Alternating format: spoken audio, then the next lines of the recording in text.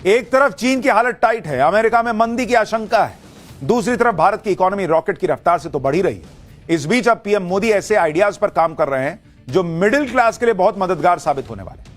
दरअसल अब मोदी सरकार ओला उबर जैसी टैक्सी कंपनियों की तर्ज पर कोऑपरेटिव मॉडल पर एक नई टैक्सी सर्विस लॉन्च करने वाली है। इस सरकारी कैब सर्विस का मकसद ड्राइवर्स को ज्यादा प्रॉफिट और कस्टमर को सस्ती रेट पर टैक्सी उपलब्ध करवाना। आपको जानकर हैरानी होगी कि प्राइवेट कैब कंपनी ड्राइवर से 20 से 30% कमीशन वसूलती है, जिससे कस्टमर को महंगा किराया चुकाना पड़ता है।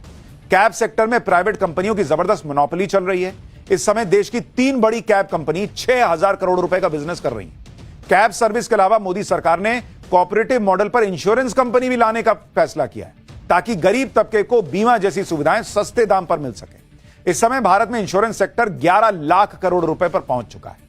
यानी कैब सर्विस से लेकर इंश्योरेंस सेक्टर तक हर जगह सरकार जो है वो कम पैसे में ज्यादा सुविधा देने, लोगों तक पहुंचाने का प्रयास कर रही है। इस इंश्योरेंस कंपनी के आने के बाद देश में आम लोगों के साथ साथ कैब ड्राइवर्स की सुरक्षा भी बढ़ जाएगी। इस पूरे मामले पर अमित शाह ने क्या बयान दिया है, सुनिए, जिससे टैक्सी कंपनियों की नींद उड़ गई होगी।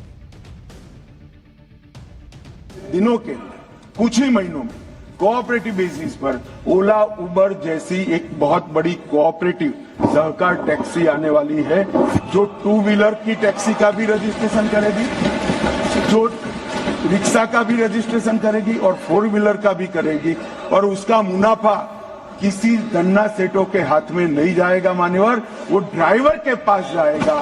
इस प्रकार की हम कोऑपरेटिव लेकर आ रहे हैं और बहुत कम समय के अंदर एक कोऑपरेटिव इंश्योरेंस कंपनी भी बनने जा रही है, जो देश भर की सभी कोऑपरेटिव व्यवस्था का इंश्योरेंस का काम करेगी। ये दोनों ही बातें बहुत बड़ी हैं, कोऑपरेटिव टैक्सी सर्विस आना, कोऑपरेटिव इंश्योरेंस कंपनी आना, क्योंकि आम लोग आज की डेट में इन दोनों से जुड़े हुए हैं और आम आदमी को बहुत फायदा होगा अगर सरकार ऐसा करती है।